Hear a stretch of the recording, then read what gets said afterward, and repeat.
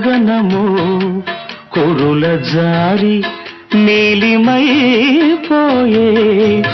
ఏ ఉదయము నుదుట చేరి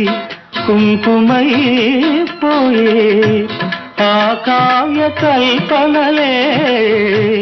నీ దివ్య శిల్పాలే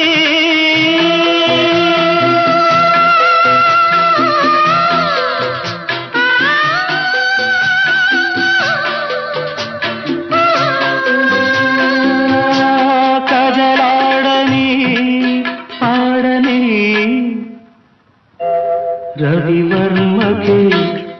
అందని ఒకే ఒక అందానివో రవి చూడని పాడని నవ్యనా